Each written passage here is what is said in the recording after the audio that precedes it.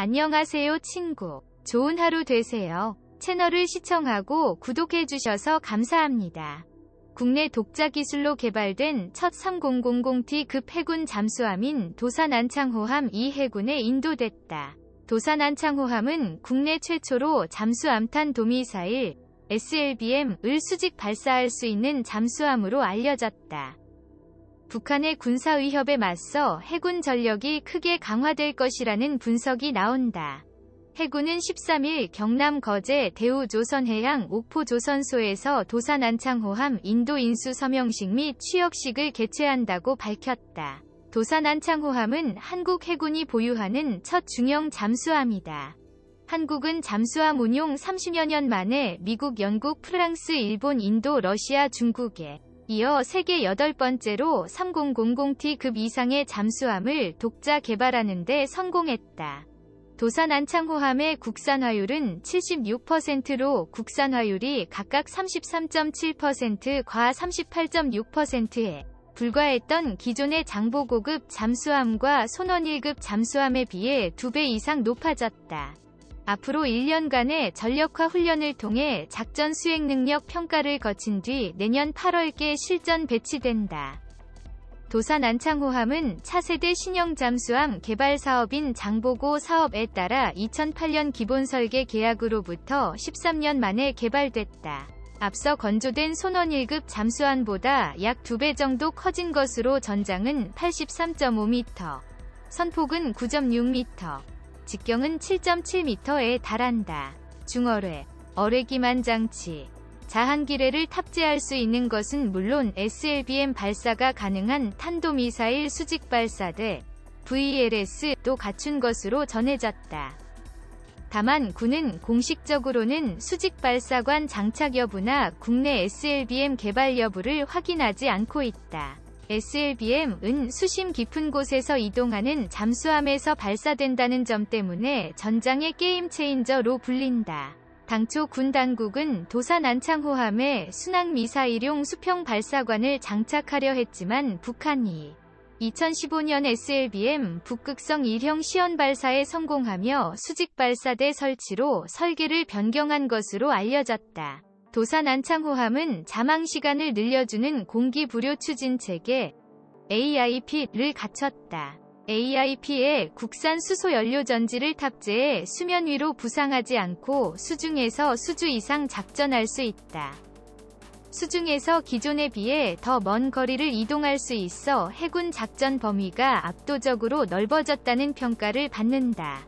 도산 안창호함의 수중 최대 속력은 20노트, 시속 37km, 탑승 인원은 50여 명이다. 해군은 이번에 취역한 1번 함을 비롯해 총 6척의 도산 안창호급 잠수함을 확보한다는 계획이다. 이번 함인 안무함은 지난해 11월 진수됐으며 이르면 내년 취역할 전망이다. 신체호함으로 명명된 3번 함은 다음 달 진수식이 열릴 예정이다.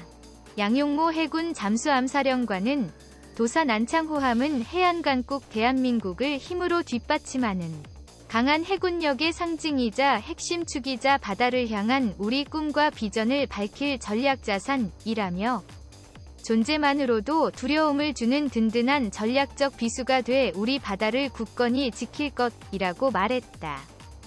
전용규 방위사업청 한국형 잠수함 사업단장은 우리나라의 선진화된 방위산업 기술을 전 세계에 다시 한번 입증할 수 있는 의미 있는 성과라 평가했다. 우리 기술로 개발한 첫 3000T급 잠수함인 도산 안창호함이 14일 진수식에서 웅장한 모습을 드러냈다.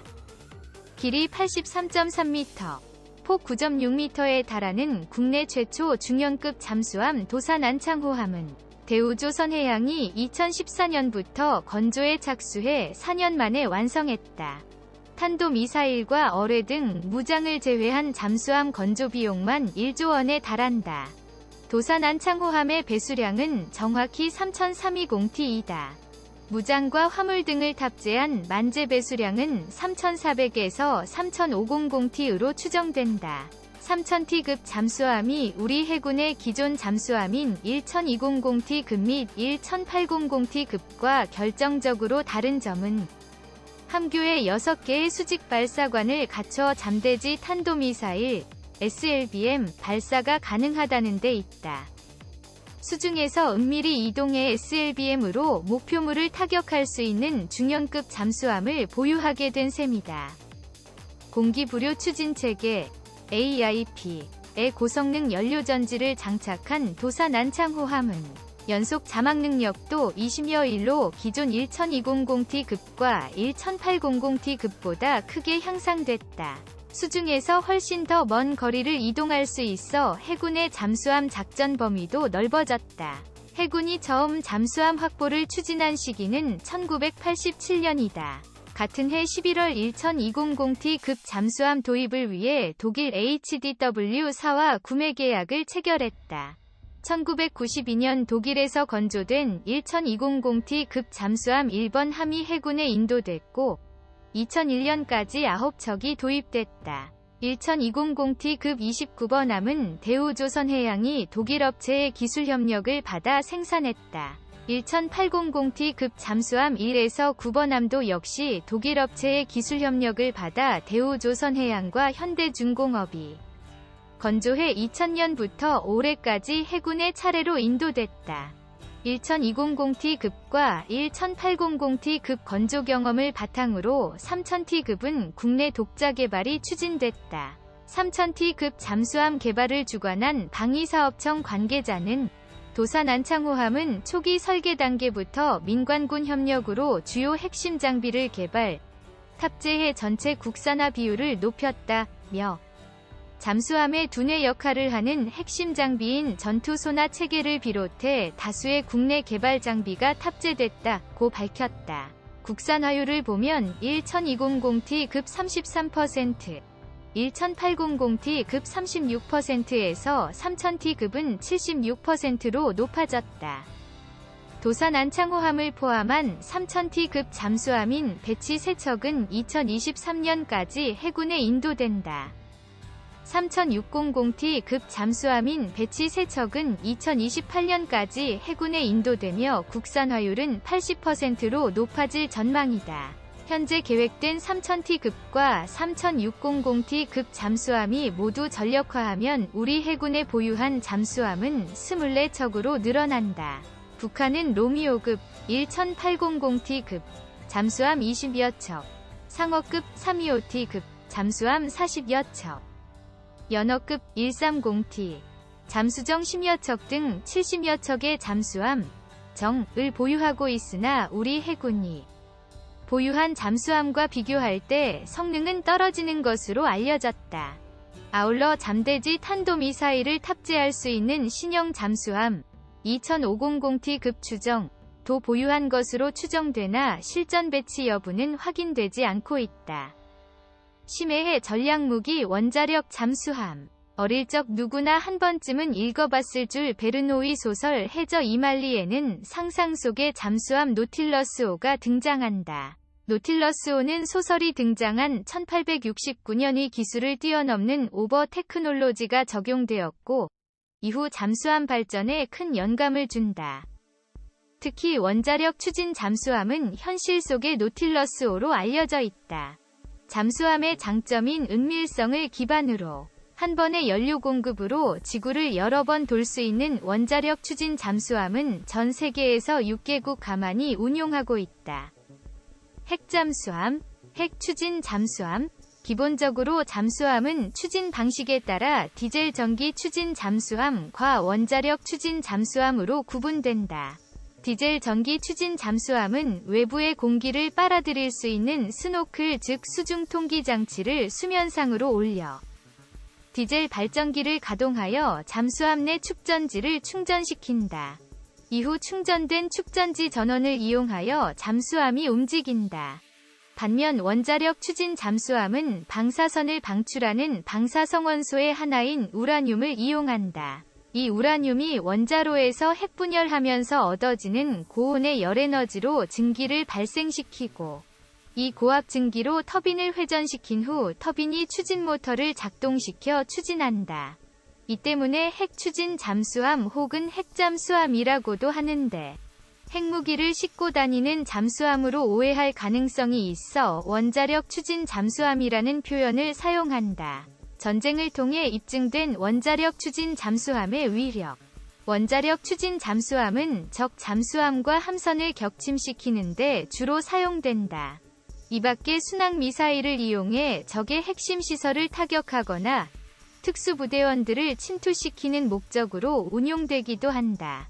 냉전 시절 미국과 소련의 원자력 추진 잠수함들은 상대방의 탄도 미사일 탑재 원자력 추진 잠수함을 쫓아다니며 감시하기도 했다. 원자력 추진 잠수함이 실전에서 처음으로 전과를 선보인 것은 지난 1982년 포클랜드 전쟁 때이다. 영국 해군의 원자력 추진 잠수함인 콩커러우는 끈질긴 추격 끝에 어뢰를 발사해 아르헨티나 해군의 순양함인 헤네랄 벨그라노를 격침시켰다. 이 배에 타고 있던 승조원 300여 명은 탈출하지 못하고 결국 사망하고 만다. 또한 미 해군의 원자력 추진 잠수함들은 걸프전을 시작으로 수중에서 토마호크 순항 미사일을 발사하며 원자력 추진 잠수함의 위력을 과시했다. 한국형 원잠 국제 공동개발도 생각해봐야. 문재인 대통령은 대선 공약으로 원자력 추진 잠수함의 건조를 내세웠다. 하지만 한국형 원자력 추진 잠수함이 건조되기 위해서는 해결해야 될 문제들이 한두 가지가 아니다. 우선 군사적 목적으로는 무기로든 연료로든 원자력의 사용을 금지한 한미 원자력 협정을 개정하던가 아니면 이에 대한 미국의 이해를 구해야 한다. 기술적인 문제도 상당하다. 우리나라는 해외에 원자력 발전소를 수출할 만큼 뛰어난 원자력 기술을 가지고 있지만 이동수단에 원자로를 적용해본 경험은 없다. 또한 막대한 예산과 시간도 문제다. 자체 건조하는데 최소 10년 이상 혹은 최대 17년까지 걸릴 것으로 예상되고 있으며 척당 건조 비용도 2조 원에 가까울 것으로 추정되고 있다. 따라서 앞서 언급된 문제들을 슬기롭게 해결하기 위해서는 독자 개발을 고수할 것이 아니라 현재 원자력 추진 잠수함을 건조한 나라들과의 공동 개발도 진지하게 고려해봐야 한다. 특히 우리나라와 각별한 관계를 맺고 있는 영국 혹은 프랑스와 공동 개발할 경우 미국과의 원자력 관련 문제뿐만 아니라 시간과 예산을 절감하는 데도 큰 도움이 될 수 있다. 은밀한 암살자, 한 해군 214급 잠수함 공개. 잠수함은 각국이 전면 공개를 극도로 꺼릴 정도로 핵심 전략무기 가운데 하나입니다. 은밀히 침투해 적의 주요 해상 목표물을 공격할 수 있는 게 가장 큰 장점인데요. 우리 해군이 잠수함 일부를 공개했습니다. 1800톤 규모의 214급 잠수함인 안중근함의 자막 명령이 내려지자 승조원들이 물을 채우기 시작합니다. 곧이어 함내 공기를 빼내고 잠시 물 위를 헤엄치더니 물속으로 사라집니다. 물속에서 수중 탐색을 하던 안중근함의 적 함정이 탐지됐습니다. 은밀히 접근한 안중근함이 적함을 향해 발사한 어뢰가 명중되면서 작전은 모두 성공적으로 마무리됐습니다. 해군 잠수함 전단은 조국의 가장 깊은 바닷속에서 북한의 해상 도발을 억제하고 우리의 국익을 지키는데 핵심적인 역할을 수행하고 있습니다. 잠수함은 이렇게 적의 심장을 노리는 핵심 전략무기로 꼽히고 있지만 내부는 비좁기 그지없습니다. 침실과 식당, 회의실 등이 오밀조밀하게 배치된 공간에 40여 명의 승조원들이 영해수호에 힘을 쏟고 있습니다. 하지만 우리가 보유한 잠수함은 10여 척으로 북한의 7분의 1 수준에 그치고 있는 상황. 특히 동해안은 수심이 깊어 잠수함의 천국으로 불리는 걸 감안하면 턱없이 부족한 수준입니다. 잠수함정을 이용한 북한의 도발은 80년대 이후 확인된 것만 7건에 이를 정도로 꾸준히 지속되고 있습니다. 해군은 앞으로 3,000톤급의 차기 잠수함을 건조하는 등 수적 열세를 극복해 바다를 이용한 북한의 도발과 위협을 철저히 차단시킨다는 계획입니다.